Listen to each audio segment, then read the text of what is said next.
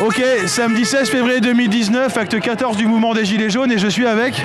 Eh ben, avec un gilet jaune citoyen français, parmi tant d'autres. Comment il s'appelle? Il s'appelle Xavier. Xavier, vous avez quel âge? 25 ans, donc 52. Et vous faites quoi dans la vie? Je suis en invalidité. D'accord. Et vous êtes sur le mouvement depuis longtemps? Depuis le 17 novembre. Vous êtes de Bordeaux? Exactement, oui. D'accord. Et pourquoi vous êtes sur le mouvement des Gilets jaunes? Le même pour le ras-le-bol de tout. Ça fait trop longtemps que ça dure. L'injustice sociale, l'injustice financière. Ben voilà, il y a trop qui crèvent pendant que trop peu s'enrichissent. Déjà, pourquoi on ne nous baisse pas la TVA sur les produits alimentaires de première nécessité? Pourquoi on va commander des produits à travers le monde alors qu'on nous parle de pollution et qu'on nous augmente les taxes sur l'essence? C'est de l'incompréhension, de l'aberration. Voilà. Alors effectivement, il y a autant de revendications qu'il y a de citoyens dans la rue aujourd'hui, mais je crois que c'est un tout. On est beaucoup aujourd'hui à Bordeaux? Ben, si on va attendre d'abord ce que devrait dire le ministère de l'Intérieur, peut-être qu'on n'est que 2000 aujourd'hui, comme à chaque fois. Comment vous envisagez la suite? J'en sais rien. Avec de l'espoir, je dirais. Si on est dans la rue, c'est avec de l'espoir, forcément. Hein. On m'a dit que vous teniez une grande banderole. C'est quoi comme banderole? C'est une banderole qui a été faite. Il y a déjà pas mal de manifestations. C'est voilà, c'est pour le rassemblement, c'est pour tenir un petit peu les gens en manifestation. C'est tout ensemble, unis, ensemble, tout est possible. C'est ce qui est écrit sur la banderole? Ouais, tout à fait. Le changement est possible. Voilà, unis, le changement est possible. On aimerait bien justement que ça change. On aimerait bien que ça bouge. On en a marre qu'ils nous prennent pour des couillons. Il n'y a pas d'autre mot. Hein. Aujourd'hui, on n'est plus pour des couillons. On est trop peu. On ne sait pas parler. On est désillettrés. Trop c'est trop. Au bout de 40 ans, trop c'est trop. Alors celui-là, il n'en fait pas plus que les autres. Il a juste rajouté, c'est tout. Vous aviez déjà manifesté avant le mouvement des Gilets jaunes? Ouais. Oui, quand j'avais 18 ans. Et entre les deux, jamais? Jamais. D'accord. Bah, disons qu'il n'a pas fait mieux que les autres, ni pire. Il a simplement fait avec de l'arrogance, du mépris. Voilà, c'est de la condescendance. Ces gens-là ne connaissent rien, ils ne savent même pas planter un clou. C'est trop l'affaire Benalla et tout le reste. On est parti sur une revendication d'augmentation de taxes de l'essence.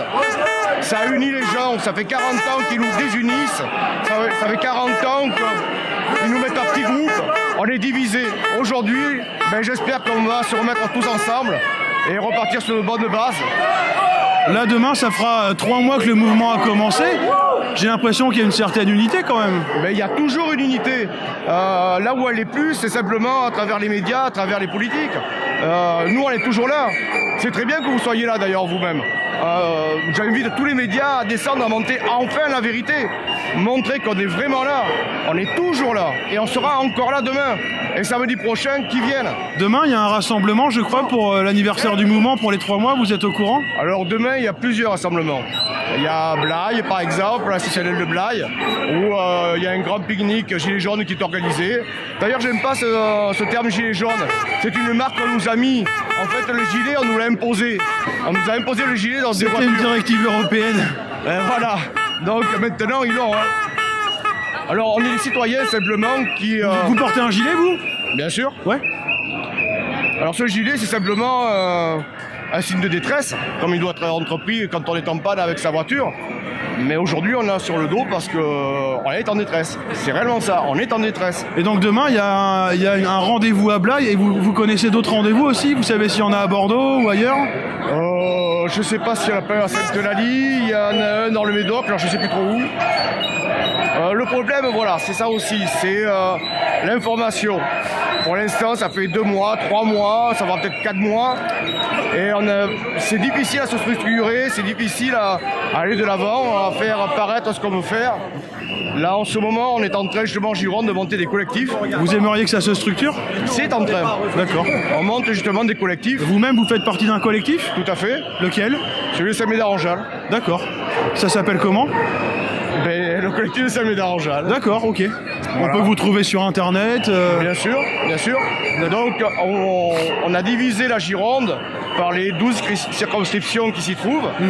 Saint-Médard, par exemple, c'est Saint-Médard, Saint-Aubin, Ézine, Mérignac 1, Mérignac 2, Magudas, Le Haillan. Et donc tous ces cantons vont se réunir pour discuter.